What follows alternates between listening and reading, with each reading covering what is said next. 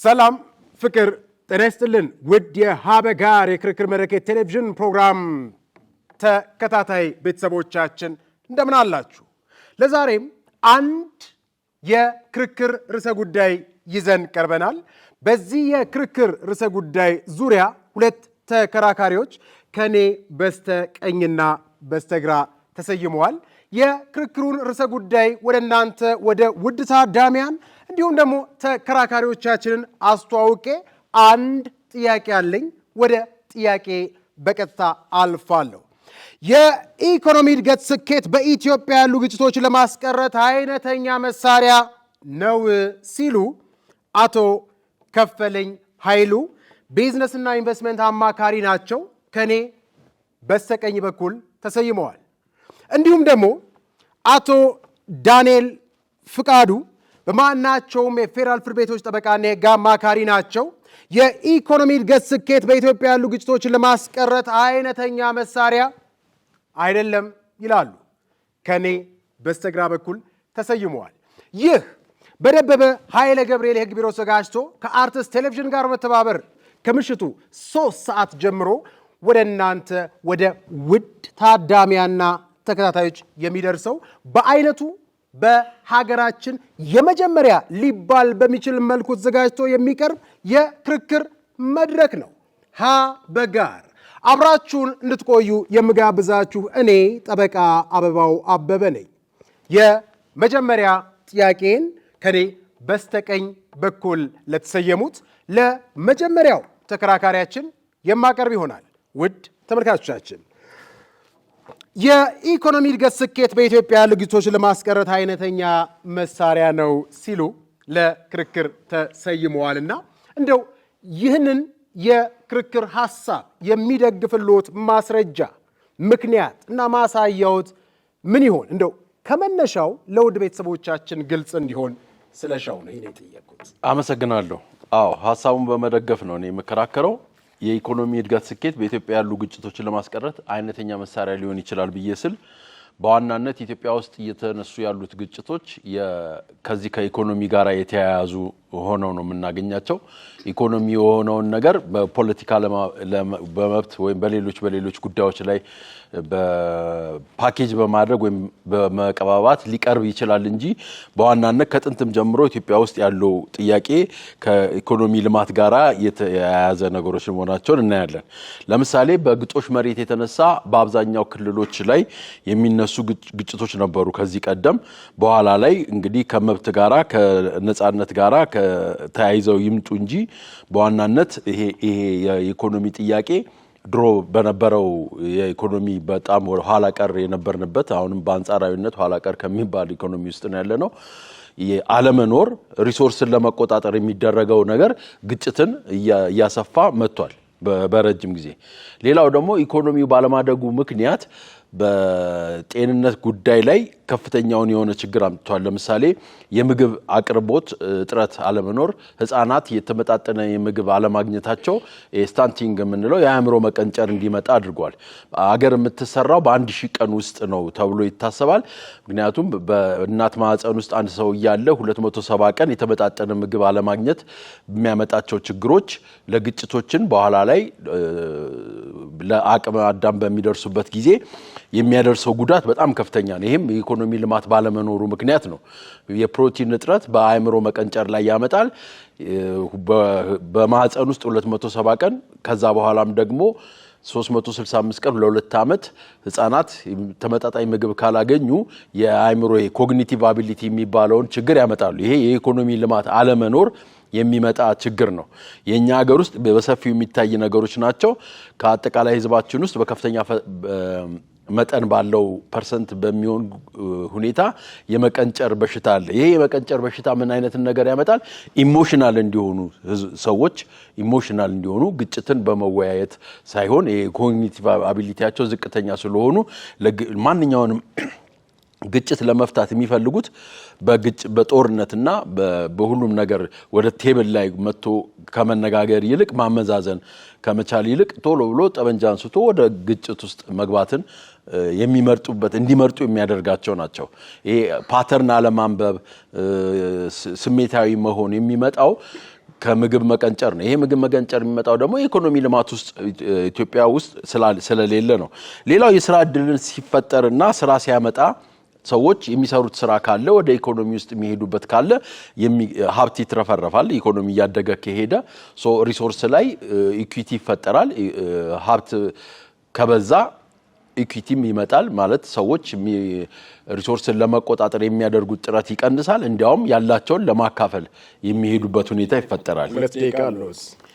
ሌላው ግጭትን ለመፈጠር ከሚያስችሉ ሁኔታዎች አንዱ ድህነት ነው። እንግዲህ በድህነት ውስጥ የኢኮኖሚያዊ እድገት ሲፈጠር የፍትህ የርትህ እና የሰብአዊነት እያደገ እንዲሄድ ያደርጋል። ትምህርትና እውቀት ይስፋፋል። የማህበረሰቡም ጤና ይሟላል። በምክንያታዊነት የሚያስብ ትውልድ ይፈጠራል። ይሄ እንግዲህ ከምግብ ጋራ ከአኗኗር ጋራ ከዘይቤ ጋራ ከትምህርት ጋራ ከእውቀት ጋራ ስለሆነ ነው። ለዚህም ነው በኢኮኖሚ የዳበረ ማህበረሰብ ወሳኝ ነው የሚባለው። እንደማጠቃላይ የኢኮኖሚ እድገት የግጭት መድረግን ሊያጠፋ ይችላል። ኢኮኖሚ ካደገ የተማረ የነቃ አእምሮ የበሰለ ኮግኒቲቭ ፋንክሽኑ ሃይ የሆነ ማህበረሰብ ይፈጠራል። የሚያስብ እና ምክንያታዊ ሪዝነብል የሆነ ትውልድ ይፈጠራል። ድህነት ካለ ግን አዙሩሹ እየተሽከረከረ ነው የሚሄደው ማለት ነው። መጨረሻ ላይ እንግዲህ በድህነት ባለበት ቦታ ላይ ሁሉ ለወታደራዊ ግጭት ውስጥ ለሚፈጠረው አንዱ ግብአት ሆኖ እንደማገዶ ሆኖ ያገለግላል። ምክንያቱም ለግጭት የሚጋለጥ ማህበረሰብ ቶሎ ብሎ ወደ ግጭት ወደ ውትድርናው ወደዚህ እንዲነቃቃ ያደርገዋል ማለት ነው። እናመሰግናለን። ተመልካቾቻችን በመከታተል ላይ የምትገኙት ሀበጋር የክርክር መድረክ የቴሌቪዥን ፕሮግራማችንን ነው። ከኔ ለተነሳላቸው አንድ ጥያቄ በሚገባ ምክንያታዊ ማብራሪያ ምላሻቸውን ሰጥተዋል። አሁን ወደ ሁለተኛው ተከራካሪያችን ተመሳሳይ ጥያቄ አነሳላችኋለሁ። የክርክር አውዳቸውንና መሰረታቸውን በሚገባ ተመልካቾቻችን እንዲረዱት ስለፈለኩኝ ነው ከዚህ አንፃር ጥያቄን የማነሳው። የኢኮኖሚ እድገት ስኬት በኢትዮጵያ ያሉ ግጭቶችን ለማስቀረት አይነተኛ መሳሪያ አይደለም ለምን አሉ? ምን ማስረጃ ኦር ምን ማሳያ አለዎት የሚል ጥያቄ ቢነሳ እንደው ምላሹ? በእኔ በኩል ሁለት መከራከሪያዎችን አቀርባለሁ። ከዚህ ጋር በተያያዘ አንደኛ መከራከሪያ ምንድነው?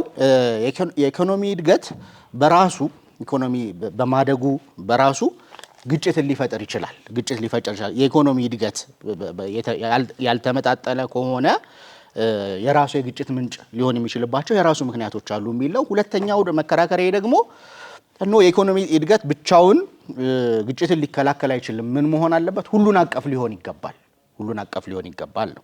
የመጀመሪያውን መከራከሪያ ላቅርብ። የኢኮኖሚ እድገት የግጭትን መንስኤ ሊሆን የሚችልባቸውን መንስኤዎች ሳስረዳ፣ ለምሳሌ ደቡብ ሱዳንን ብንመለከት ደቡብ ሱዳን ነዳጅ አወጣች። አንጎላን ብንመለከት አንጎላ ነዳጅ አወጣች። ነዳጅ ባወጡ ጊዜ ነዳጁ በተወሰነ ሶሳይቲ ቁጥጥር ስር ስለነበረ ሌላው ሶሳይቲ የሆሪዞንታል ዌልዝ ክላሲፊኬሽን የጎንዮሽ ለሁሉም ህብረተሰብ ያ የመጣው ሀብት ለሁሉም ህብረተሰብ መከፋፈል ነበረበት። ያ ነገር ባለመሆኑና በዲሞክራሲና በሌሎች ነገሮች ስላልተደገፈ የግጭት መንስኤ ሆነ። ደቡብ ሱዳን አሁን እንደምናውቀው በግጭት ውስጥ ነው ያለችው። ያ ግጭት ደግሞ ያመጣው ምንድነው? ያ ሪሶርስ የመጣው የነዳጅን ሪሶርስ በአግባቡ ስላልተጠቀሙት ነው። ይሄ በሳይንሳዊ ቃሉ ሪሶርስ ከርስ ይባላል። ሪሶርስ ከርስ ወይም በአማርኛ ለመተርጎም ስሞክር የሀብት እርግማን ይባላል። ሀብት ሲፈጠር በአግባቡ ማኔጅ ማድረግ ካልቻለን ሀብት መፈጠሩ ብቻ ግጭትን ሊያስቀርልን አይችልም ማለት ነው። ተከራካሪ ቅድም እንዳሉት ድሮ የነበሩ የኢኮኖሚ ፍልስፍናዎች ምን ይሉ ነበረ? ሀብት ሲሰፋ ለግለሰቦች ይሆናል፣ ግጭትን ይከላከላል፣ ሰው ወደ ግጭት የሚያስብበት ነገር የለም የሚባል ነገር አለ። ሆኖም ግን ሀብትም ደግሞ ሞደርን ደግሞ ያሉ ሳይንቲፊክ የሆኑ ስተዲዎች የሚያሳዩት ምንድን ነው? ሀብት መኖሩ በራሱ በትክክል ሬጉሌት ማድረግ ካልቻልን፣ ስኬርሲቲ ስላለ የሀብት ላይ ስግብግብነት ይፈጠራል። ያ ስግብግብነት ግጭትን ሊፈጥር የሚችልበት የራሱ እንትን አለ ማለት ነው። ስለዚህ አንድ እሱ ነው፣ ግጭትን ይፈጥራል ራሱ። ሌላው ደግሞ ጦርነት በራሱ አንዳንድ ጊዜ በተለይ ይሄ ጦር መሳሪያ ለሚያቀርቡ ሀገሮች ሆስት ስቴቶች ሳይሆኑ ጦርነቱን ሆስት የሚያደርጉት መሬታቸው ላይ የሚደረገው ሳይሆን ከነሱ ውጪ ጦርነት የሚያቀርቡ ምናምን ሀብት ሊፈጥሩበት ይችላሉ የነሱ ራሳቸውን ኢኮኖሚ ሊያሳድጉበት ይችላሉ። ስለዚህ የኢኮኖሚ እድገት በራሱ ግጭትን ላይ አይከላከልም። ምን መጨመር አለበት? ወደ ሁለተኛው መከራከሪያ ይወስደኛል። ይሄ ሙስናን መከላከል አለብን። ሀብት ሲኖር ሙስናን አብሮ ይዞ ይመጣል። ምክንያቱም የሆነ ሀብት ከመጣ ለምሳሌ ነዳጅ ኢትዮጵያ ውስጥ ቢገኝ ያንን ነዳጅ ለማውጣት ብዙ መልቲናሽናል ካምፓኒዎች ዓለም አቀፍ ድርጅቶች የሚባሉ ኢንተረስት ይኖራቸዋል። እሺ አመሰግናለሁ። እነሱ የነሱን ኢንተረስት ስለሚያመጣ እነሱ ደግሞ ያንን ሪሶርስ ለመቆጣጠር ከመንግስት ከፍተኛ ባለስልጣናት ጋራ የሙስና ነገር ውስጥ ይመጣና የሀገርን እድገት ሳይሆን ያ ደግሞ ምን ሊፈጥር ይችላል? ግጭትን ሊፈጥር ይችላል። እነዛ ሰዎች መርሰነሪ ሶልጀር የሚባሉ የቅጥረኛ ወታደሮችን ቀጥረው ያን ሪሶርስ ለመቆጣጠር ሊሞክሩ ይችላሉ። ይሄንን በኮንጎ ላይ ያየናቸው ነገሮች አሉ። በብዙ ደቡብ አሜሪካ ሀገሮች ላይ እንደዚህ አይነት ምሳሌዎች አሉ። ስለዚህ ይሄ የኢኮኖሚ እድገት መኖሩ ብቻውን አገርን ላይ አያሳድግም። ምን ነገሮች መኖር አለባቸው? ዲሞክራሲ፣ መልካም አስተዳደር አብሮ ሊኖር ይገባል። የህግ የበላይነት በሀገሪቱ ላይ መስፈን አለበት። የህግ የበላይነት ከሌለ ሀብት መኖሩ ብቻ ግጭትን ሊከላከልልን አይችልም። ትክክለኛ የሆነ ቅድም ያልኩት ሆሪዞንታል ሀብት ክፍፍል የሚባል መኖር አለበት። ጊኒ ኮኤፊሽንት የምትባል የኢኮኖሚክስ ተርም አለች። ወደ ጎን ስንት ፐርሰንት ነው ለሁሉም ሰው እየደረሰ ያለው የሚለው ነገር እኩል ፕሮፖርሽናል በሆነ መንገድ ወደ ጎን መከፋፈል አለበት። ሌላው ደግሞ ተቋም ያስፈልገናል። እነዚህን ሊከላከሉ የሚችሉ በአግባቡ የሚሰሩ ተቋማት ያስፈልጉናል። እነዚህ ካሉ ሀብት ጸጋ ሊሆን ይችላል። እነዚህ ከሌሉ ግን ሀብት የግጭት ምንጭ ሊሆን ይችላል። እናመሰግናለን። ተመልካቾቻችን ሞቅ ባለመልኩ በጋር የክርክር መድረክ የቴሌቪዥን ፕሮግራማችን በዚህ አግባብና አንጻር እየቀጠለ ይገኛል። አሁን ለመጀመሪያ ተከራካሪያችን የሁለተኛ ጥያቄን የማነሳ ይሆናል። ምናልባት ተከራካሪዎት ያነሱትን የክርክር ሐሳብ በሚገባ ያደመጡት ይመስለኛልና ኮርፖራቲዝም የሚባል ጽንሰ ሐሳብ አለ። ይህም የአንድ ግዛት ወይንም ድርጅት በጥቂት ቡድኖች ቁጥጥር ስር መሆን ማለት እንደሆነ ይታመናል። የብዙሃን ስጋት አሁን ምንድነው? የኢኮኖሚ እድገት ስኬት ቢኖርም ምናልባት ለአንዱ ዘንቦ ለሌላው ያላካፋበት አግባብ እንዳለ ነው የሚነገረው። ከዚህ አንጻር እንደው ፍርፋሪ እንኳን አልደረሰንም የሚሉም ብዙሃኖች እንደሆኑ ይታሰባልና ከእርሶ ክርክር አንጻር ይህ ስጋት በነገሰበት ግጭት የኢኮኖሚ እድገት ስኬት በሚል እውነት ማስቀረት ይቻላል ወይ?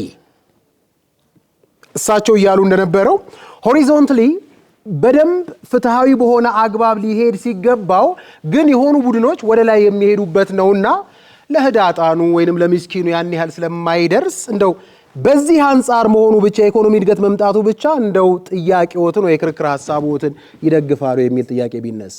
አመሰግናለሁ። እሳቸው የኔን ሐሳብ ደግፈው ነው የተከራከሩት በእኔ ሐሳብ። ምክንያቱም የዚህ ደቡብ ሱዳንና እንደ ኮንጎ የመሳሰሉትን ያሉትን ችግሮች ጠቅሰዋል።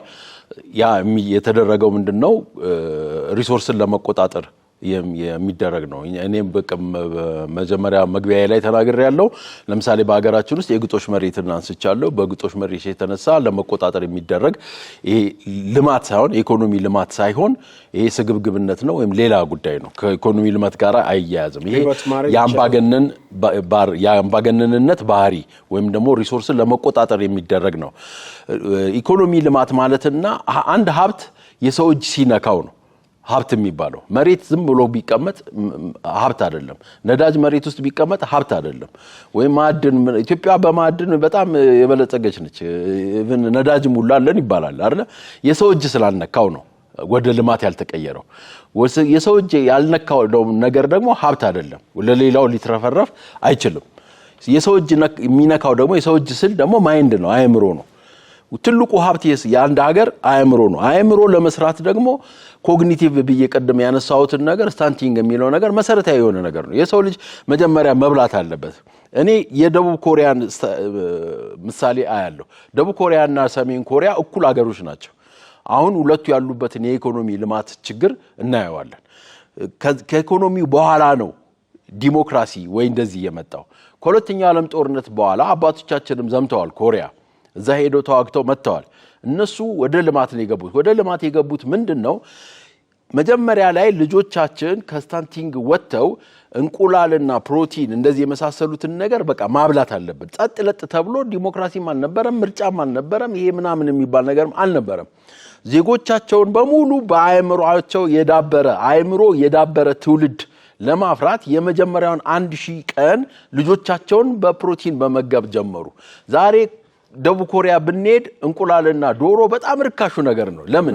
የሰውን አእምሮ የሚደግፍ ስለሆነ።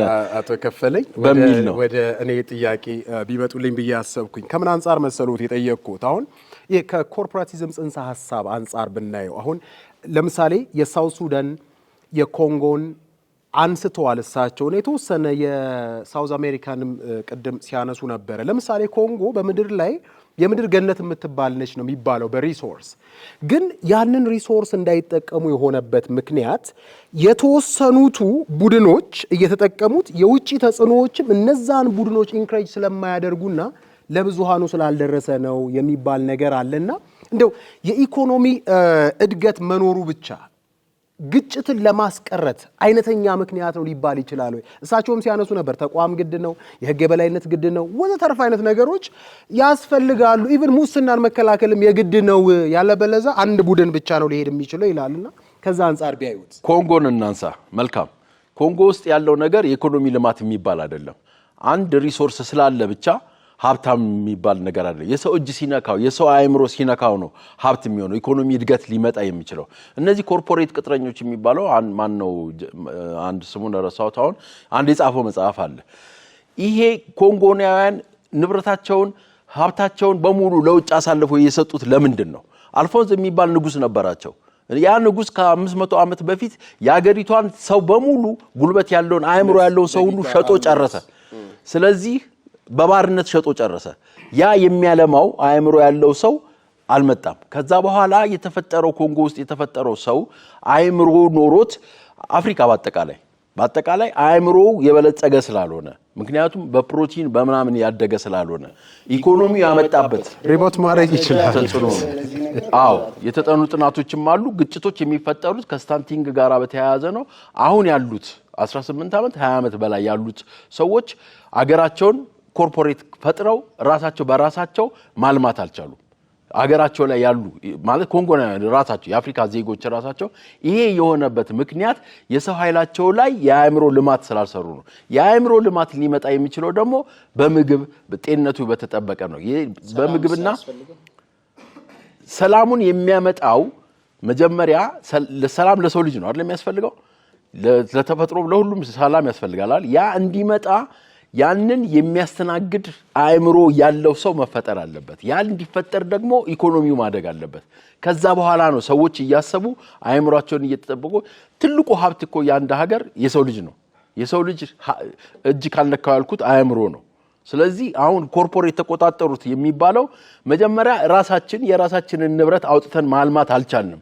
ይሄ የሆነበት ምክንያት በአእምሮ የዳበረ የተማረ ዜጋ መፍጠር ስላልቻል ነው። ያንን የአእምሮ የዳበረና ዕውቀት ያለው ዜጋ መፍጠር ያልቻል ነው ኢኮኖሚያዊ ልማት ስለሌለ። ኢኮኖሚያዊ ልማት ካለን አእምሮ ያለው ሰው ከተፈጠረ ያ ደግሞ እነዚህ የስግብግብነቱ እኩልነት ተጨማሪ ጥያቄ የአእምሮ ልማት ላሉት ይመጣሉ። አፍሪካ ውስጥ ለምሳሌ ናይጄሪያ ብንወስድ፣ ኢትዮጵያን ብንወስድ የሚገርም 11% በላይ በኤሽያኖች ስታንዳርድ በቻይና ስታንዳርድ ስናድግ ነበረ። ያ አእምሮ ችግር አለብን ካሉት ጋራ እንዴት ነው? እኛም አፍሪካ ውስጥ ነን አይደለ? የኛ ኮንቴክስታችንም በኢትዮጵያ ያለው ነው። በተለይ ኢትዮጵያን ኬስ ስናይ ያለምንም ነዳጅ የለንም፣ የተለየ ሪሶርስ የለንም። ሪሶርሱን በአግባቡ መጠቀም ያልቻለ ህዝብ አንተ የምትላቸውን እርሶ የሚሉትን የህግ ተቋም እንደዚህ አይነት ነገሮችን ሊገነባ አይችልም። ከእርሱ የክርክር ሀሳብ ጋር ኮንትራዲክት ያደረገ ስለመሰለኝ ነው ግልጽ እንዲያደርጉት። ለምሳሌ አድገናል ተብሏል። እሳቸው እንዳነሱት እንደውም በአፍሪካ ትልቁ እያደገ ያለ ኢኮኖሚ ነው ሲባል ይሰማል። ኖርማሊ ቀድሞም አሁንም ያ እድገታችን ግጭታችንን መቼ አስቀረ? መልካም ማደግ የሚባለው ግሮዝ ነው ወይስ ዴቨሎፕመንት ነው? ሁለቱን ነገሮች ማየት ያስፈልጋል። ከግሮዝ በኋላ ዴቨሎፕመንት ይመጣል። አሁን ዴቨሎፕመንት ላይ ደረጃ ላይ ደርሰናል ወይ ነው። ግሮዝ ላይ የኢኮኖሚ ቁጥር ነው። ዛሬ 100 ብር ነበረ ነገ 200 ሊሆን ይችላል። ወይ ይሄ የቁጥር እድገቶች ሊሆኑ ይችላሉ። ልማት ደግሞ ሲሆን በየሰው መካከል ውስጥ የሚደርሰው ኢኳሊ ዲስትሪቢዩትድ ነው። ይሄ አሁን ረጅም ጊዜ የሚጠይቅ ነገሮች ናቸው። እኛ አሁን የምናወራቸው እነዚህ የህግ በላይነትን እንዲህ ማምጣት አያስፈልግም እያልኩኝ አይደለም። መቅደም ያለበት ግን የኢኮኖሚ በላይ ጥሩ ልማቶች ሲመጣ ዜጎች ኢኮኖሚውን ማሳደግ ያልቻለ ዜጋ የህግ የበላይነትን ማምጣት አይችልም፣ ዲሞክራሲን ማስፈን አይችልም እያልኩኝ ነው ያለሁት። እናመሰግናለን። ተመልካቾቻችን ይህ ሀበጋር የክርክር መድረክ የቴሌቪዥን ፕሮግራማችን ነው። ከኔ ለተነሳላቸው ሁለተኛ ጥያቄ በሚገባ ምክንያታዊ ማብራሪያ ምላሻቸውን ሰጥተዋል። አሁን በቀጥታ ወደ አቶ ዳንኤል ፍቃዱ በማናቸውም የፌዴራል ፍርድ ቤቶች ጠበቃና የህግ አማካሪ ለሆኑቱ ጥያቄን የማነሳ ይሆናል። በኢትዮጵያ በዋናነት የግጭት ምንጭ ሪሶርስን ለመቆጣጠር ነው ሲሉ ብዙሃኑ ይሰማል። እሳቸውም ቅድም በግጦሽ መሬት ሳቢያ ጀምሮ ያለውንም ያነሱት አግባብ እንዳለ ሆኖ ሽፋኑ ግን ዴሞክራሲያዊ መብትን ለማስከበር ከጭቆና ለመውጣት በሚል ወዘተርፈ አይነት ትንሽ ደገፍ የምትደረግ ነገር አለች ይባላልና ከዚህ አንጻር የኢኮኖሚ እድገት ስኬት በሆነ መልኩ ተደራሽ ከሆነ ቅድም እንዳሉት ሆሪዞንታሊ ለሁሉም ፍትሃዊ መሆን ከቻለ ግጭትን ለማስቀረት ምን ያግደዋል? ትክክል። ለሁሉም ተደራሽ ከሆነማ ወደ ግጭት የምንሄድበት ምንም አማራጭ አይኖረንም። ለሁሉም ተደራሽ እንዲሆን ግን ነው እያልኩ ያለሁት የኢኮኖሚ እድገቱን በተመሳሳይ ሊደግፉ ተቋቁመው ሊሄዱ ፍትሃዊነቱን ሊያስጠብቁ የሚችሉ የፍትህ ተቋማት ያስፈልጉናል። የዲሞክራሲ ተቋማት ያስፈልጉናል። አሁን የሉንም። ወደ ኢትዮጵያ ኮንቴክስት ስንመጣ በነገራችን ላይ አጠቃላይ ስዕሉን እንየውና ኢትዮጵያ ኢኮኖሚ እድገት ላይ ናት። ትክክል እያደገች ነው አይደለ? እድገታችን በተወሰነ መንገድ እድገት አለ፣ ግን የእድገት ሬቱ ቀንሷል አይደለ? ድሮ 11 ምናምን የነበረው ወደ 5.6 መጥቷል። አሁን በአይኤምኤፍ ማስረጃ መሰረት ማለት ነው። ማስረጃ ጠቅሼ ነው የማወራው። በተወሰነ መንገድ ያ ነገር በምንድነው ሊሆን የቻለው? ጦርነት ስላለ ነው አይደለ? በዚህ 7 ዓመታት ውስጥ 2-3 ጦርነቶችን ኢትዮጵያ አስተናግዳለች። የነዛ ጦርነቶች መኖር ለኢኮኖሚያችን አድቨርስ ኢፌክት ፈጥሯል። አሁን የግጭት መንስኤ ሊሆን ይችላል። የኢኮኖሚ እድገቱ ግጭትን ለምን አላስቆመም ነው በዋናነት አይደለ ጥያቄያችን። ኢኮኖሚያችን እያደገ ነው፣ በሆነ ፐርሰንት ቀንሶ ሊሆን ይችላል፣ ጨምሮ ሊሆን ይችላል። እሷ ሬቱ ሊያከራክር ይችላል። ኢንዲፔንደንትሊ መጠናት ያለበት ነገር ነው። የቁጥር ነገር አጨቃጫቂ ነው፣ ሁላችንም እንደምናውቀው። ኢኮኖሚያችን እያደገ በነበረበት ሰዓት ያው ኢኮኖሚ እድገት በዋናነት ግጭትን አይከላከልም ብዬ እየተከራከርኩ ያለሁት ለምንድን ነው? ኢትዮጵያም እንደ አንድ ምሳሌ ልናያት የምንችላት አገር ስለሆነች ነው። ኢኮኖሚ አሁን ባለው መንግስት እያደገ ቢመጣም ግን እዛ ጋር የነበረውን ግጭት አላቆመው። በትግራይ ግጭት አለ፣ በአማራ ክልል ግጭት አለ፣ በኦሮሚያ ግጭት አለ። እነዚህን ግጭቶች ኢቭን የኢኮኖሚ እድገት አለ በሚባልበት ሁኔታ ነው ግጭቶቹ እየቀጠሉ ያሉት ማለት ነው። ስለዚህ ይሄ የኢኮኖሚ እድገት ምን ያስፈልገው ነበረ? ሌሎች ባሎች ያስፈልጉት ነበረ ማለት ነው ግጭትን ለማስቆም። ምክንያቱም ግጭት ሁል ጊዜ የምን ውጤት ነው? የፍላጎት ውጤት ነው። ኢንተረስት ሲኖር ነው አይደለ? ሳም ኢንተረስትድ ግሩፕ ተነስቶ ነው አይ ይሄ ነገር አልተሟላልኝም፣ ይሄን ነገር አላገኘውም። የኢኮኖሚ ጥያቄ ብቻ ላይሆን ይችላል። የፍትህ ጥያቄ ሊኖረው ይችላል። የመልካም አስተዳደር ጥያቄ ሊኖር ይችላል። በሀገራችን ለምሳሌ የትግራይ ጦርነት እንዴት እንደተነሳ የምናውቃቸው ነገሮች አሉ አይደለ? በግልጽ እንደዚህ ነው ተብሎ ሪፖርት የተደረገልን ነገር ባይኖርም ያየናቸው ነገሮች አሉ፣ እዚህም አዲስ አበባ ጭምር ማለት ነው። ስለዚህ የኢኮኖሚው አደገ እየተባለም በሌሎች ነገሮች ባለመደገፉ ግጭትን አስነሳ። ስለዚህ ነው ኢኮኖሚ ብቻውን ግጭትን አያስቀርም ብዬ እየተከራከርኩ ያለሁት ማለት ነው። የኢትዮጵያ እድገት እንደተባለው አከራካሪ ነው። ግሮዝ ነው ዴቨሎፕመንት ነው የሚለው ነገር አከራካሪ ይመስለኛል፣ በግሌ ያለኝ አስተያየት ማለት ነው። ምክንያቱም ምንድነው አንዳንድ አካባቢዎች ከልማቱ እሴት ተጠቃሚ ያልነበሩ ቦታዎች ነበሩ። ስለዚህ ኢኮኖሚው እያደገ ግሮዝ የሚባለው ዝም ብሎ ኢኮኖሚ ግሮዝ ነው። ለምሳሌ ናይጄሪያና ሳውት ሱዳንን ወይም አንጎላንን ብንወስድ ነዳጅ በማግኘታቸው የተነሳ ጂዲፒያቸው ሲያድግ ነበረ። የኛም ሀገር ኢቨን አሁን በዚህ የሚያክል ኢንፍሌሽን ውስጥ ገብተን ጂኤንፒያችንና ጂዲፒያችን እያደገ ነው፣ ግን ኢንፍሌሽን ውስጥ ነው ያለ ነው። በአጠቃላይ እድገት ስናየው ደግሞ ለሰው ኪስ ውስጥ የሚደርሰውን ነገር ደግሞ ስናየው አብዛኛው የሀገሪቷ ነዋሪ ከድህነት ወለል በታች ነው። ይሄ የደሃ የሚባለው አማርኛውን ባልወደውም የደሃ እንትን ውስጥ ነው ያለ ነው አብዛኞቻችን ማለት ነው። ምክንያቱም ወደ $2000 ነው የነፍስ ወከፍ ገቢ መሆን አለበት ብሎ IMF እና ወርልድ ባንክ የተስማሙት። ከዛ በታች ነን እኛ፣ ከግማሽ በታች ከድህነት ወለል በታች ነን አብዛኛው ገቢ ማለት ነው። $1011 አካባቢ ነው ኢትዮጵያ ግሮስ ናሽናል እንትናችን በኢንዲቪጁዋል እያደረሰን ያለው ማለት ነው። ስለዚህ ለሁሉም ኪስ መዳረስ አለበት ዴቨሎፕመንት ለመሆን ማለት ነው። የተወሰነ ስቴጅ ሄደን ነበረ። አሁን እኔ እንደሚሰማኝ የዋጋ ኢንፍሌሽኑም ስላለ ማለት ነው። ተጠቃሚነት ነው እኮ እድገት ማለት አይደለ? በየኪሳችን የሆነ ነገር ሲደርሰን የእውነት ህይወታችን ሲቀየር የእውነት ሀገራችን ስትቀየር ስናይ ነው አይደለ? ዴቨሎፕመንት እዛ ጋር ደርሰናል ብዬ አላምንም። የተወሰነ ግሮዝ ሊኖር ይችላል። እሱም በኢንፍሌሽን ኢንፍሌሽኑ ያመጣቸው ብዙ አድቨርስ ኢፌክት አለ። እሺ፣ የኢኮኖሚ እድገት ስኬት እንዴት ተረዱት እርሱ?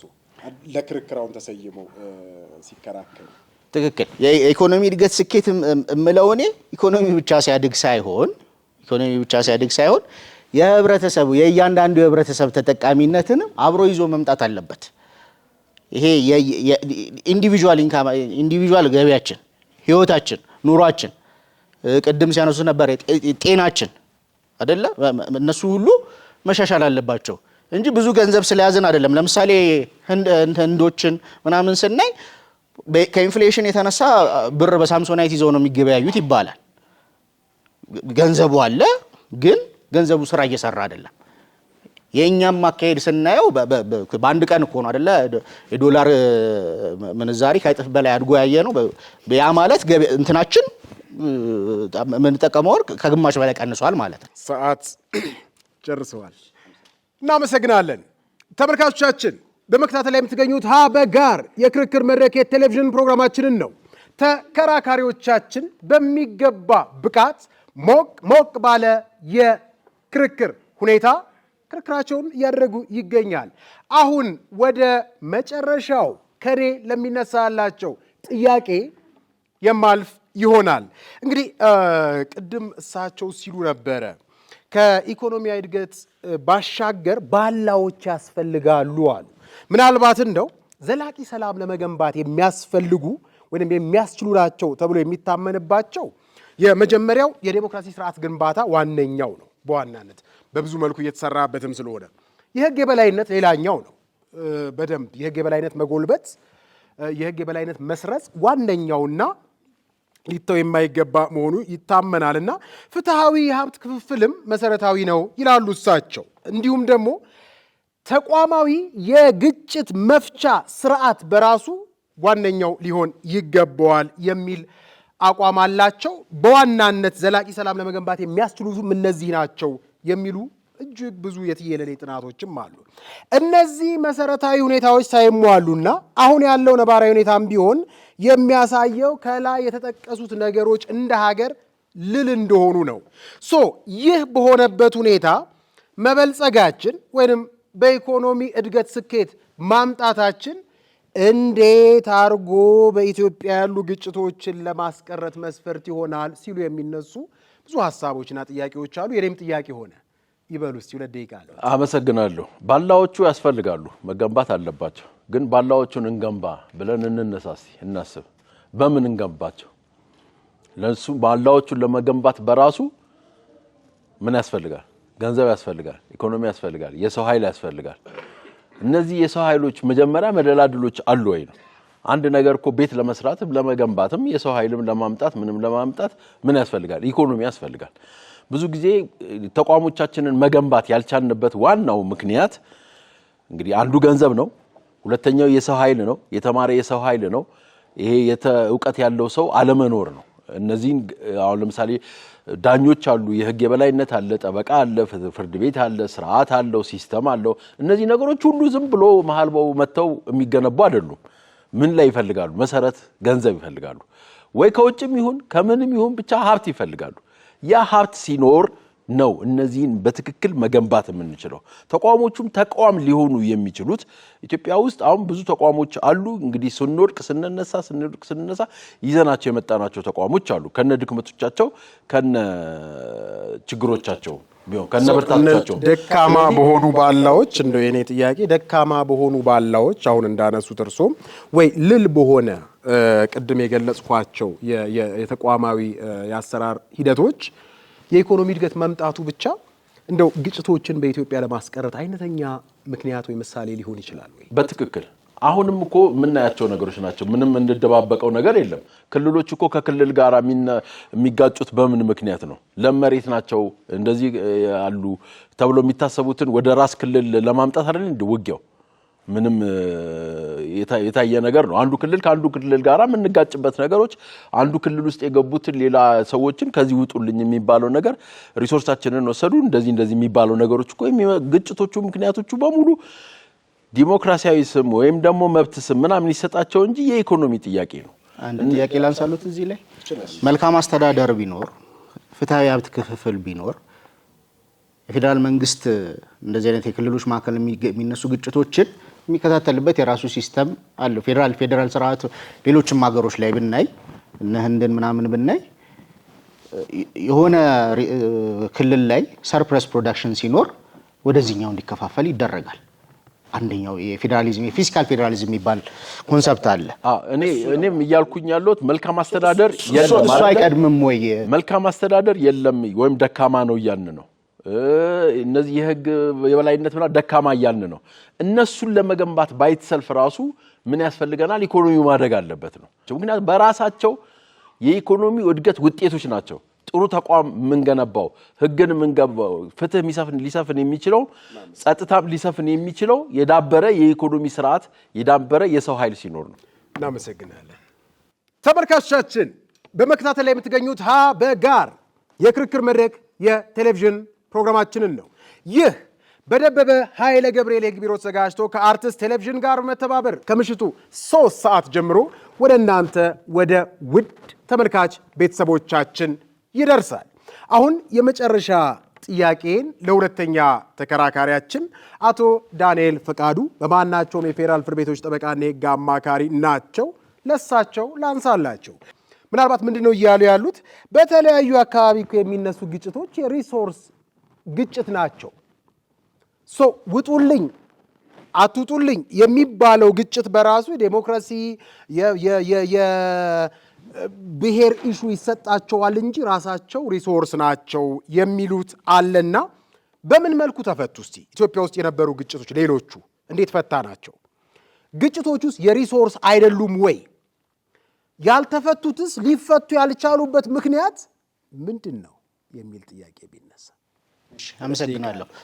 እሺ ቅድም ለማንሳት ሞክሬያለሁ። ያ ሪሶርሶች በሌላ ባለዎች ካልተደገፉ፣ መልካም አስተዳደር ከሌለ፣ ፍትሃዊ የሀብት ክፍፍል ከሌለ፣ ጥሩ መንግስት፣ ጥሩ አስተዳደር ከሌለ፣ በሌሎች ባለዎች እርግማን ናቸው። ሪሶርስ ካልት ያደሰውት ቅድም እሱን ነው። ሪሶርስ ብቻ ስላለን ግጭትን ልንከላከል አንችልም። በተቃራኒው ደግሞ ማለት ነው ሁሉንም ነገሮች አስተባብረን ነው መስራት ያለብን። ሰላምም እንዲሰፍን ምን መኖር አለበት? መልካም አስተዳደር መኖር አለበት። ሁሉን ነገር በአግባቡ ቅድም እንዳልኩት ነው። ለምሳሌ ኢትዮጵያን ብንወስድ ፌዴራሊዝም ነው እየተከተለች ያለችው። ፌዴራሊዝምን ስንከተል አንድ ክልል ከሌላ ክልል በሀብት ሊበልጥ ይችላል፣ በስፋት ሊበልጥ ይችላል። ሀረሪንና ኦሮሚያ ልናወዳደር አንችልም አይደለ? በሳይዝም በህዝብ ብዛትም የተለያዩ ናቸው። ይሄንን ፕሮፖርሽናሊ ዲስትሪቢዩት ልናደርግ የምንችለው ፊስካል ፌዴራሊዝምን ተጠቅመን ከአንዱ ጋር ያለውን ሰርፕለስ ወደ ሌላው ስናደርግ ነው። አለበለዚያ ለምሳሌ የሪሶርስ ግጭት ሆነው ወይ ግጭቶች ሆነው ሪዞልቭድ የሆኑ የተፈቱ አሉ። ግጭት ሆኖ ደግሞ እስካሁን ያልተፈቱ አሉ። በምን አግባብ ተፈቱ? እንደዚህ አይነት ግጭቶች ኖረውስ ያልተፈቱትስ ለምንድን ነው ያልተፈቱት የሚለውን እርሶ እንዴት ያዩታል? እንደው እሺ መነሻው ሲስተም መዘርጋትና ሪሶርስን መጀመሪያ መከላከል ነው አይደል? የሚቀድመው ሁሉን ነገር ግጭት ከመነሳቱ በፊት ምን እናደርጋለን? እናስማማለን አይደል? ለማስታረቅ እንሞክራለን። ስለዚህ የመጀመሪያው ስቴፕ እሱ ነው። ሲስተምን ዘረጋና ግጭት ውስጥ ከመሄዳቸው በፊት የሆነ ክልልና ፌዴራል መንግስት ከመጋጨታቸው በፊት ሲስተም ያስፈልጋል። ከሲስተም አልፎ ግጭት የሚነሳም ከሆነ ወዴት ነው የምንሄደው? ህግ ያስፈልገናል፣ ስርዓት ያስፈልገናል አይደል እንዴ? ፍርድ ቤት ሄደው ወይ ፌዴሬሽን ምክር ቤት ሄደው ወይ ኮንስቲቱሽናል ከርት የሚባል ነገር አለ አይደል? የህገ መንግስት ፍርድ ቤት እኛ ሀገር የለም እንጂ እሱን አሁን የኛ የፌዴሬሽን ምክር ቤት እና የህገ መንግስት አጣሪ ጉባኤ እሱን ተክተው እየሰሩ ነው። ወደዛ ሄደን ልንፈታ የምንችልበት ሲስተም ያስፈልገናል። አለበለዚያ ወዴት ነው የሚካሄደው? በዛም ማንፈታቸው ከሆነ ወዴት ነው የሚካሄደው? ወደ ግጭት ይሆናል ማለት ነው። ወደ መፈታተን ጉልበቴ ልፈት ነው በቃ እኔ ይሄ ያለኝ እኮ ለምን ይምጣና ይሞክረኝ በመሬቴ ነው የምዋጋው የሚል ነገር ውስጥ ሊመጣ ይችላል። ስለዚህ ሪሶርሶች ግጭትን ሊፈጥሩ ይችላሉ፣ እርግማን ሊሆኑ ይችላሉ። ዝም ብለን ስላደግን ሪሶርስ ኖሮን ስላደግን ብቻ ግጭትን ልንከላከል አንችልም ነው። እናመሰግናለን። ተመልካቾቻችን በሚገባ ከኔ ለተነሱላቸው ሶስት ጥያቄ ከኔ በስተቀኝና በስተግራ በኩል ያሉት ተከራካሪዎች ምላሽ ሰጥተዋል። እጅግ ብዙ ጥያቄ የሚነሳበት ርዕሰ ጉዳይ ነው። እጅግ ብዙ ጥያቄ ታነሳላችሁ ብዬ አስባለሁ፣ ግን ጊዜ ይገድበናል። ሶስት ጥያቄ ብቻ እንድታነሱ ለእያንዳንዱ ተከራካሪ እድል የምንሰጥ ይሆናል። አይ ቲንክ ሁለቱም ተከራካሪዎች ቢነግሩን ደስ የሚለኝ የነበረው ባለፉት ጊዜያቶች የተነሱ ግጭቶች በዓለም ላይ ምን አይሉ በደሃ ሀገሮች ተነሱ፣ ምን አይሎች ደግሞ በለጽጉ ሀገራት ተነሱ የሚለውን ነገር ብናይ መልካም ይመስለኛል። ከዚህ ጋር ተያይዘው ለአቶ ከፈለኝ ባለፉት ጊዜያቶች በበለጸጉ ሀገራቶች ግጭት አልተነሳም ወይ? ለምሳሌ የአረብ አብዮት እንዴት ያዩታል? ከቱኒዚያ ከሞሮኮ ጀምሮ ወደ ላዩ የአረብ ሀገራት የተቀጣጠለው አብዮት በራሱ ባለጸጋ ሀገር መሆን ግጭትን የማስቀረት እድል ይኖረዋል የሚለውን ሀሳብ ይደግፈዋል ወይ? ባለፉት ጊዜያቶች ውስጥ በበለጸጉ ሀገራት የተነሱ ግጭቶችን እንዴት ይመለከቱታል የሚል ጥያቄ ነው። አመሰግናለሁ። ይህንን የኢኮኖሚ እድገት እንዳይመጣ እያደረገ ያለው አስተዳደራዊ ችግር ወይም አስተዳደራዊ ረሃብ አይደለም ወይ? ይሄ ዋና ኮዙ ሩት ኮዝ ወይም መሰረታዊ ጉዳዩ ይሄ አይደለም ወይ? ኢኮኖሚው እንዳያድግ ኢኮኖሚው ልማት እንዳይመጣ እያደረገው ያለ የሀብት ክፍል እንዳይኖር እያደረገው ያለ ይሄ አስተዳደራዊ ረሃብ አይደለም ብለው ያስባሉ? የሰው ልጅ ፍላጎቱ ኢኮኖሚ ብቻ ነው ወይ? ሌሎች ፍላጎቶችስ የሉትም ብለው ያስባሉ? ተቃዋሚ ኃይሎች የሆነ ኢኮኖሚ ስኬት የለም ብለው አይደለም አጀንዳ አድርገው ያነሱትም ኢኮኖሚ ነው።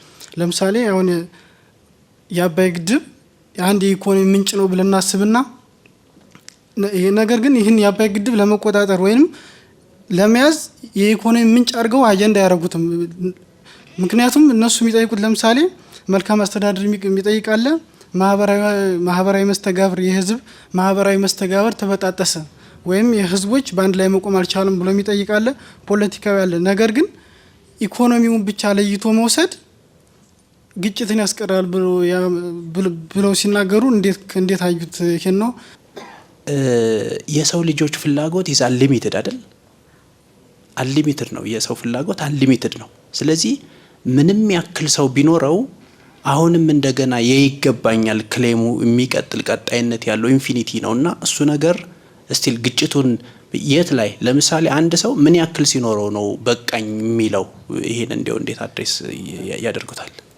የእርስዎ ክርክር ሀሳብ እንግዲህ የኢኮኖሚ ስኬት የፖለቲካ አለመረጋጋትን ለመቅረፍ አይነተኛ መሳሪያ አይደለም ማለት ነው። አይነተኛ መሳሪያ ሲባል ዋነኛ መሳሪያ አይደለም እያሉ ነውና ስለዚህ ኢኮኖሚ አይነተኛ መሳሪያ ካልሆነ ለእርሶ በራሱ ከጅምሩ ፖለቲካ ማለት ስለምንድን ነው? ፖለቲካ ማለትስ ለእርሶ ምንድን ነው? ምክንያቱም ፖለቲክስ ኢዝ ኦል አባውት ሪሶርስ ብዬ አምናለሁ። ሰዎች በብሔር በሃይማኖት ወር በሆነ ነገር ቢደራጁ አልቲሜት ጎሉ ምንድን ነው? የጥቅም ጥያቄ ነው ወይም የሪሶርስ ጥያቄ ነው። የሆነ የብሔር ፖለቲካ ግሩፕ ተነስቶ የኔ ቋንቋ የፌዴራል ቋንቋ መሆን አለበት ብሎ ሲጠይቅ እየጠየቀ ያለው ፌዴራል ላይ ተወካይነትን ማግኘት አለብኝ፣ እዛ ያለውን ሪሶርስ እኩል መካፈል አለብኝ ብሎ እየጠየቀ ነው ያለው። ስለዚህ ይሄ ማለት አልቲሜትሊ የመጨረሻ ጎሉ ምንድነው? የኢኮኖሚ ወይም የሪሶርስ ጥያቄ ነው።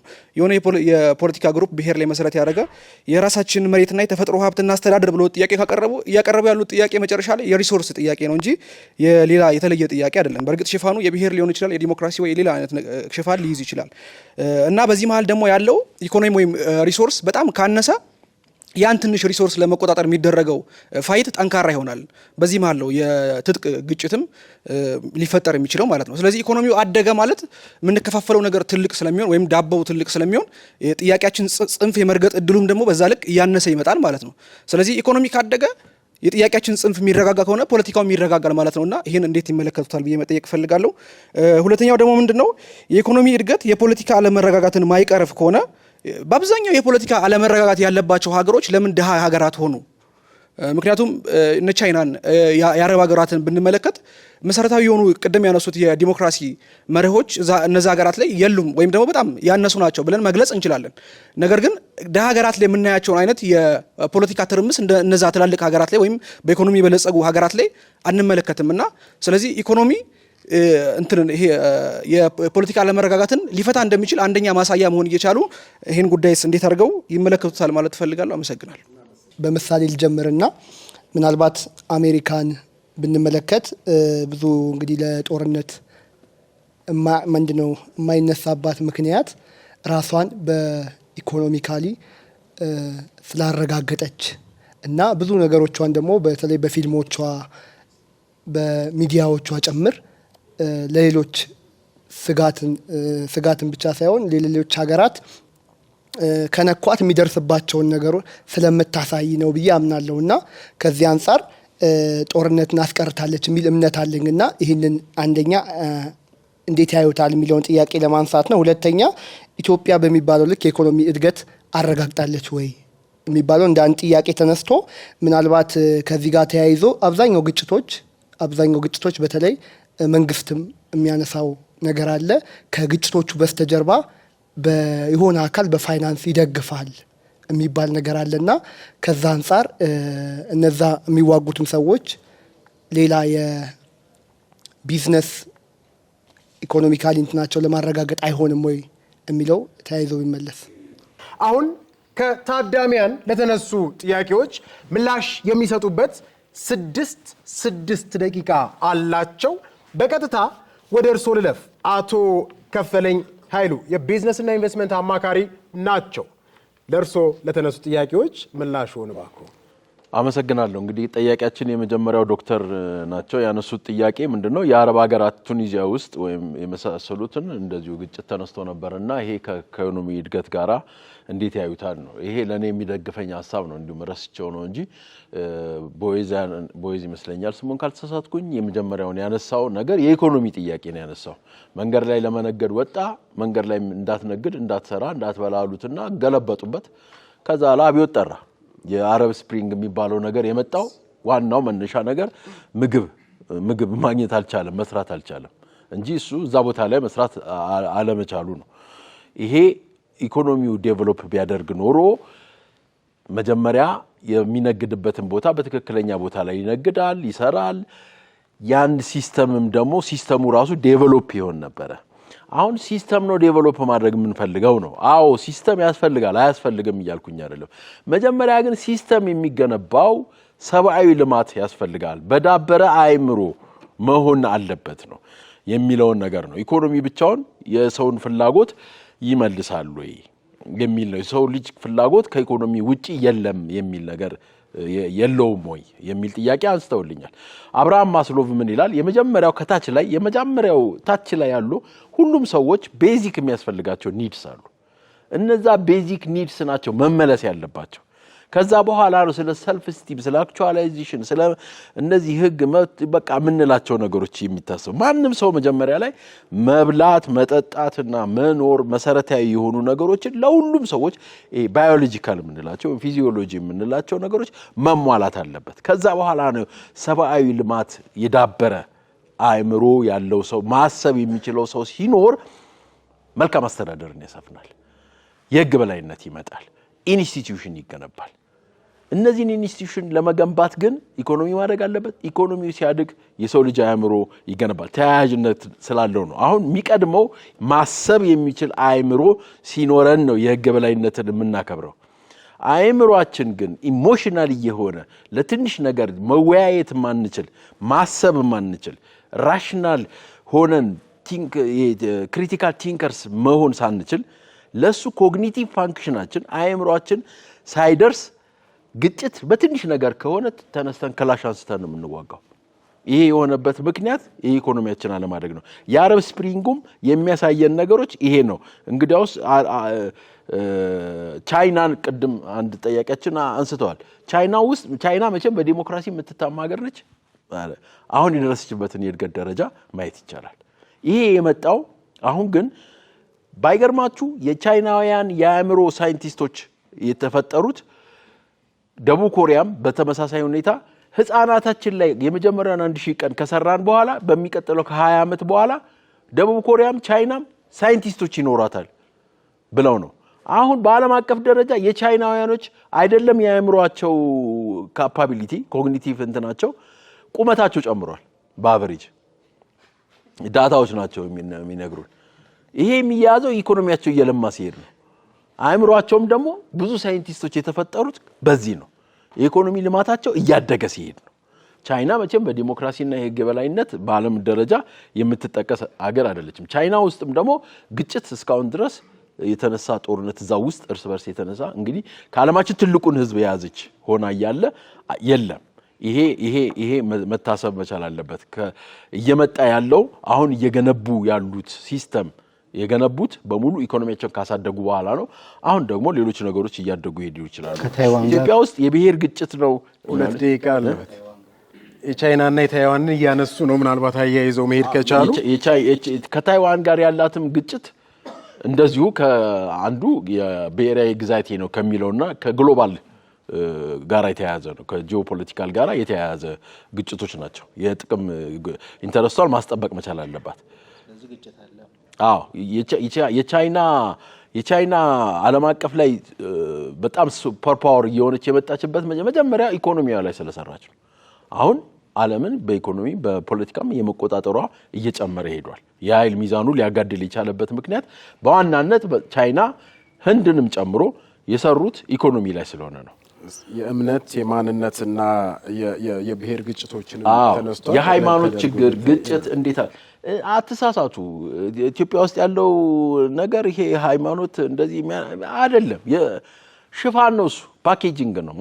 ማርኬቲንግ ላይ ያለ አይደል ከላይ ሌቭል የሚሰጠው ነገሮች ናቸው። እና እናውቃለን እኮ ብዙዎቹ ብዙ ነገር ታግለው ምናምን ብለው የሆነ ነገር ሲደረግላቸው እጥፍ ብለው የምናውቃቸው ነገሮች አሉ።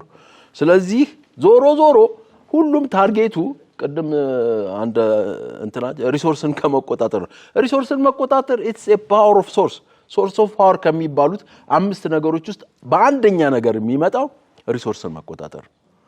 ሪሶርስን ስትቆጣጠር ዓለምን ትቆጣጠራለህ ነው።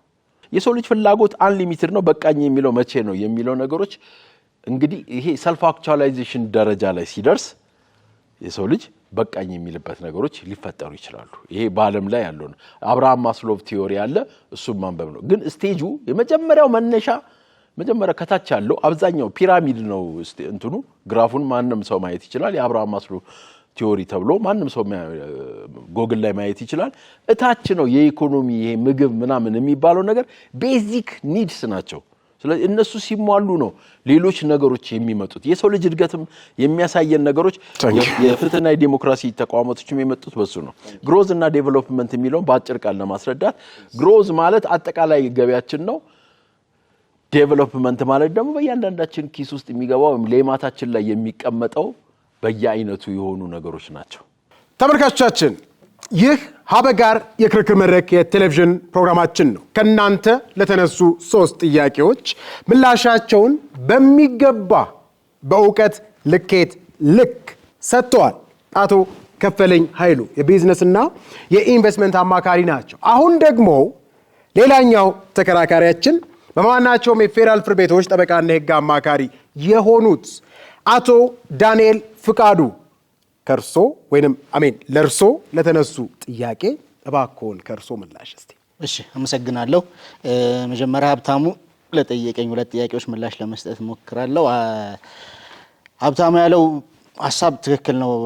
ፖለቲካ እኮ ራሱ ስለ ኢኮኖሚ ነው። ፖለቲክስ ኦል አባውት ኢኮኖሚክስ። ሶሻሊዝም ብንል የራሱ ኢኮኖሚ ፍልስፍና አለው።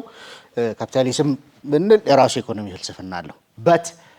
በት ፖለቲካ ሁሉ ስለ ኢኮኖሚ ብቻ ነው ወይ ብለን ስንስብ ብቻ የሚለውን ነገር ነው የምናነሳው። ብቻ አይደለም፣ ሌሎች ፍልስፍናዎችም አሉ አብረውት ተካተው ሊመልሳቸው የሚፈልጉ የፍትህ ፍልስፍና ሊሆን ይችላል። የሰው ልጆች ፍላጎትን በተመለከተ የሚሰጣቸው ፍልስፍናዎች አሉ። ስለዚህ ፖለቲካ ስለ ኢኮኖሚ ብቻ አይደለም፣ ብዙ አብረውት እንትን የሚባሉ ነገሮች አሉ። ሊመልሳቸው የሚፈልጋቸው ብዙ ሌሎችም የሰው ልጆች ጥያቄዎች አሉ። ስለዚህ ስለ ኢኮኖሚ ብቻ አይደለም። ሁለተኛ ያነሱልኝ ጥያቄ ድሃ ሀገራት ብዙ ጊዜ የሰላም እጦት አለባቸው። ያ ድህነት ኦል ኢንክሉሲቭ ነው። ድህነት ስንል ኢኮኖሚን ብቻ አይደለም። ኢኮኖሚያችን እንዲያድግ ሁሉም ባላዎች መሟላት አለባቸው። ፍትህ መኖር አለበት፣ መልካም አስተዳደር መኖር አለበት። ስለዚህ እሱ ነገር ስለሌለ ነው። በተቃራኒው ደግሞ ዶክተር ያነሱት ጥያቄ ራሱ ይህንን ጥያቄ የሚመልስ ነገር ነው። ኦኬ ያደጉት ውስጥ ጋር ሰላም ብቻ ነው ወይ ያለው ብለን ብንጠይቅ ነው አይደለም። አብዛኞቹ እንዲያውም ቅድም 4ኛውንም ጥያቄ በዚሁ ልመልስ። የአሜሪካን ጉዳይ አንስቶልኛል ካሳሁን። አሜሪካ በጦርነት እንዲያውም ቅድም ካነሷቸው በጦርነት የበለጸጉ ሀገሮች ከመላቸው አንዱ። ምክንያቱም አንደኛና ሁለተኛ የዓለም ጦርነት ላይ አሜሪካ አልተሳተፈችም። ምን ነበረ ስታደርግ የነበረው? የጦር መሳሪያ ሰፕላይ ስታደርግ ነበረ። አሜሪካ ያደረገቻቸውን አሜሪካ ጦርነት አታደርግም፣ የሰላም ሀገር ናት ልትሉኝ አችሉም መቼስ። ምክንያቱም አብዛኞቹ ዓለም ላይ የተደረጉ ጦርነቶች የፕሮክሲ ዋር የምትፈጥረው ኢራቅ ላይ ልንወስድ እንችላለን፣ አፍጋኒስታን ልንወስድ እንችላለን። አሜሪካ ቀጥታ ሄዳ እንትን አላለችም፣ ግን ሆስት አድርጋ ሌሎች ሀገሮችን የራሷን የጦር መሳሪያ ዳምፕ ስታደርግባቸው ነበር። የአንደኛውና የሁለተኛው የዓለም ጦርነቱ ምሳሌ ብታዩ ይህንን ነው የሚያሳየው። በመሸጥ ለሌሎች ሀገሮች በመስጠት አሜሪካ በዛ መንገድ በልጽጋለች፣ ኢኮኖሚዋን ተጠቃሚ አድርጋለች። ሌላው የኢትዮጵያ ኢኮኖሚ በሚባለው ልክ እድገት አስመዝግቧል ብሎ የጠየቁኝ አሮ ነው። እኔን ልመልስ አላቅም። ምክንያቱም ስታቲስቲክስ ቅድም ብያለሁ፣ ቁጥሮች ሁሉ ጊዜ አጨቃጫቂዎች ናቸው። ስለዚህ ከኔም መከራከሪያ ሀሳብ ጋር አድጋለች አብሶሉትሊ ምናምን እድገት አለ። እድገቱ እየቀነሰ ነው የመጣው ከእንትን ጋር ነው አይደለ? ከግጭት ጋር እያያይዘን ነው አይደለ? ኢኮኖሚ እድገቱን እያወራን ያለ ነው። ግጭት መኖሩ ምንም ጥያቄ የለውም። ኢኮኖሚው ላይ ኔጌቲቭ የሆነ ኢምፓክት አለው። በትግራይ ለምሳሌ ከነበረው ኤክስፖርት ወደ 2% ዝቅ ብሏል። ኤክስፖርት ትግራይ ስታደርግ የነበረው በጦርነቱ ጊዜ ወደ 2% ዝቅ ብሏል። ጦርነቱ ኔጌቲቭ የሆነ ኢምፓክት ነበረው ኢኮኖሚያችን ላይ። እኔ ኢኮኖሚ እሴት አይደለም አላልኩም፣ ብቻውን ግን በቂ አይደለም ነው። ሌሎች ነገሮች ሊደግፉት ይገባል ነው። መልካም አስተዳደር፣ ዲሞክራሲ፣ ሌሎች ነገሮች ሲስተም፣ ገቨርንመንት ሲስተም በተገቢው መንገድ መገንባት አለብን ነው እያልኩ ያለሁት እንጂ ኢኮኖሚማ እሴት ነው፣ ግልጽ ነው እኮ። ግን ኢኮኖሚን ደግሞ በአግባቡ ካልያዝ ነው ሊያቢሊቲ ሊሆን ይችላል። ይሄ ሪሶርስ ከልት ያልነው እርግማን ሊሆንብን ይችላል። ጦርነት ሊያስነሳብን ይችላል። እንደነ ሱዳን እንደና አንጎላ ጦርነት ሊያስነሳ፣ በሰሜን ናይጄሪያ ያሉትን ምሳሌዎች ብናይ የጦርነት መንስኤ ነው እየሆነ ያለው። ስለዚህ ኢኮኖሚው በአግባቡ በሌሎችም ባሎች ካልተደገፈ ሊያቢሊቲ ነው እንጂ እንትን አይሆንም። በነገራችን ላይ የሰው ልጅ ፍላጎት ማለቂያ የለውም አይደለ? ኢኮኖሚክስ የሚያስረዳን እሱን ነው። አንሊሚትድ የሆነ የሪሶርስ ፍላጎት አለ፣ ሊሚትድ የሆነ ሪሶርስ አለ ነው አይደለ? ኢኮኖሚክስ መነሻው ፕሮብሌም አሰምሽኑ። ይሄ ያልተመጠነ ፍላጎት እና ሊሚትድ ሪሶርስ መኖር ነው። ያንን ነገር በአግባቡ በሌሎች ነገሮች ካላገዝ ነው ኢኮኖሚውን ብቻ ይዘን የምንሄድ ከሆነ በመልካም አስተዳደር በሪሶርስን በማከፋፈል በተገቢ መንገድ ማከፋፈል ካልቻለን ፋይናል አውትፑቱ ምን ይሆናል? የክፍፍል ችግሩ ወደ ግጭትና ወደ ጦርነት የእርስ በርስ ግጭት ሊሆን ይችላል፣ ዓለም አቀፍ ጦርነት ሊሆን ይችላል፣ ሊያስከትል ይችላል። ያንን ልንከላከል የምንችለው በዲሞክራሲ በመልካም አስተዳደር እና ተቋማትን በመገንባት ነው የሚል ነው የኔ መደምደሚያ። አመሰግናለሁ። እግዚአብሔር ይስጥልኝ። እናመሰግናለን። እኛም በሚገባ ምላሻቸውን ሰጥተዋል። ተመልካቾቻችን ይህ ሀበጋር የክርክር መድረክ የቴሌቪዥን ፕሮግራማችን ነው። የኢትዮጵያ እድገት ስኬት በኢትዮጵያ ያሉ ግጭቶችን ለማስቀረት አይነተኛ መሳሪያ ነው ሲሉ አቶ ከፈለኝ ኃይሉ የቢዝነስና ኢንቨስትመንት አማካሪ ናቸው። ክርክራቸውን አድርገው ጨርሰዋል። እሳቸውን የምትመርጡት ካላችሁ ከኔ በስተቀኝ በኩል ያሉትን በዚህ አረንጓዴው ካርድ ከፍ አድርጋችሁ ትመርጡልናላችሁ።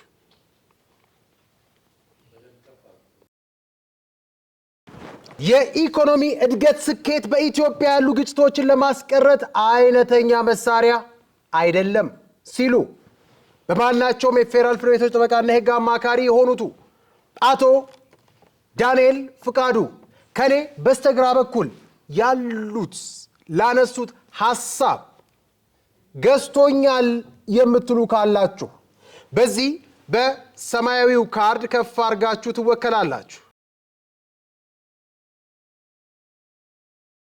በተነሳው ሐሳብ ዙሪያ ሐሳብ አልያዝኩም የምትሉ ካላችሁ በነጩ ካርድ ከፍ አድርጋችሁ ትመርጡልናላችሁ። ተመልካቾቻችን ውጤት ደርሶናል። በሚገባ ክርክር ያደረጉበት የእናንተ ምርጫ የታየበት የውጤት ሰዓታችን ላይ ነው የምንገኘው። ቅድመ ክርክር እና ድህረ ክርክር ላይ ያለውን ውጤት ግልጽ ላድርግላችሁ። ስትገቡ የኢኮኖሚ እድገት ስኬት በኢትዮጵያ ያሉ ግጭቶችን ለማስቀረት አይነተኛ ምክንያት ነው አይደለም የሚል ክርክር ነበረን። ስትገቡ አይነተኛ መሳሪያ ነው ወይንም ምክንያት ነው ያላችሁ 22 ነበራችሁ። ስትገቡ ከክርክር በፊት አይነተኛ መሳሪያ አይደለም ስትሉ ደግሞ 13 ነበራችሁ። ሐሳብ አልያዝኩም የሚለው ድምፀ ተአቅቦ ያደረጋችሁ በጉዳዩ ዙሪያ ምናልባት ግንዛቤው ላይኖራችሁ ይችላል ወይ ደግሞ ላትሰጡ ትችላላችሁ። ቃላችሁን 32 ነበራችሁ። ከክርክር በኋላ ድህረ ክርክር እያልኩኝ ነው። አይነተኛ መሳሪያ ነው ያላችሁ 22 ሰዎች ነበራችሁ፣ 29 ሆናችሁ። አይነተኛ መሳሪያ አይደለም ስትሉ 13 የነበራችሁ ወደ 32 አደጋችሁ። ሐሳብ አልያዝኩም ድምፀ ተአቅቦ አድርጌያለሁ ስትሉ የነበራችሁ 32 ነበራችሁ። ስትገቡ ክርክር ሳይደረግ ዕውቀት ግንዛቤ ሆናችሁና የተነሱት ሐሳቦች ግብአት ሆኗችሁና በእውነትም 32 የነበራችሁ አጃኢብ ነው። 6 ብቻ ሆናችሁ ማወቅ መሰልጠን ስለሚሆን ለዛሬ ኢኮኖሚ እድገት ስኬት በኢትዮጵያ ያሉ ግጭቶችን ለማስቀረት አይነተኛ መሳሪያ አይደለም ያለው ሐሳብ 32 ለ29 አሸንፏል። ሐሳባቸው ሊለያይ ይችላል። በሐሳብ ጸብ ይቀራል። እነሱ ግን አንድ መሆናቸውን ተነስተው በመጨባበጥ ያሳዩልናል። እናንተም ተነስታችሁ አክብሩልን እባካችሁ። Thank you. Yeah.